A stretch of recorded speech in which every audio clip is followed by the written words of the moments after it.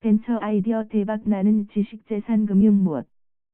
최근 국내 기업이 해외 기업을 인수합병하면서 해당 기업의 특정 특허권을 제외한 후 인수했다. 그런데 해당 특허권이 1년이 채 안 되어 2월 3일 가격으로 매각되었다. 국내 기업이 지식재산권에 대한 인식을 제대로 했다면 특허권 매각으로 상당한 차익을 얻었을 것이다. 이와 같이 지식재산 금융과 가치평가는 이제 중요한 현실 문제로 다가오고 있다. 그렇다면 지식재산 금융 생태계 조성은 어떻게 이루어져야 할 것인가? 먼저 전통금융기법인 지식재산담보로 한 금융을 살펴보자. 지식재산의 경우는 가치평가가 어렵고 많은 시간과 비용을 필요로 한다. 또한 사후에 부실이 발생하는 경우 대출 담당 직원은 문책 내지 심지어 손해배상 책임까지 추궁당하게 된다.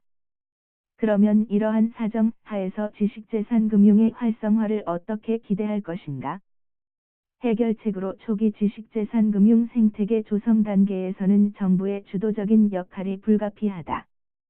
최근 금융위의 발표처럼 전문평가기관의 평가 결과에 의한 대출의 경우 선이라면 특별한 사정이 없는 한 담당 직원의 책임을 감면시켜주는 제도가 필요하다. 물론 이를 위하여서는 정책금융이나 관련 보험 등이 지원되어야 할 것이다. 지식재산 금융에는 벤처 캐피탈이 바람직하다. 초기 벤처가 제대로 성장하기 위하여서는 실패를 두려워하지 않는 진정성 있는 창의 노력이 필요하다. 그러므로 단기성과 내지 창업자에게 지나친 부담을 강요하는 공급자 편의주의적인 투자 형태는 지양되어야 한다. 즉 벤처의 진정성 있는 창의성과 사업성을 장기적으로 지켜봐 줄 수 있는 생태계가 조성되어야 한다.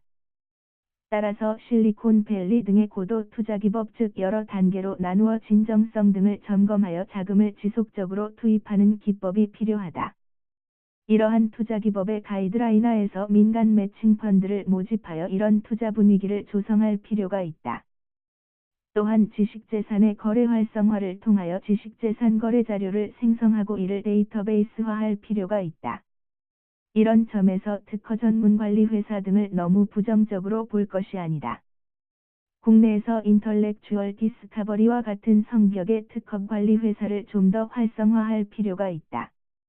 물론 시간은 다소 걸리겠지만 범정부 차원에서 이들을 통한 지식재산의 거래 시장을 조성할 필요가 있기 때문이다. 그리고 신탁의 활성화이다.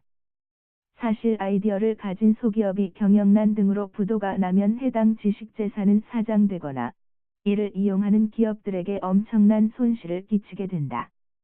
이러한 이유 등으로 소기업의 지식재산은 평가절하되고 이는 곧 악순환으로 이어진다. 최근의 기술임치 등으로 기술 매매 등에 있어서 안정성을 제고하고 나아가 소기업의 부도 이후에도 수치인에 의하여 안정적인 서비스가 가능하게 된 사례에 주목할 필요가 있다. 영미법 제도인 신탁이 지식재산의 영역에서 좀 더 활성화되도록 신탁법의 개정 작업 등이 시급하다. 그리고 지식재산 금융을 지원하기 위한 기업 공개나 기업 인수합병 시장 등 출구 전략 지원 문제, 그리고 지식재산 금융 관련 세제 지원책이나 관련 보험 상품의 개발 등 범사회적인 인프라가 구축되어야 한다. 이런 범정부의 지원 등을 통하여 지식재산 금융이 활성화되어 미래 창조 경제에 큰 기틀이 마련되기를 기대해 본다.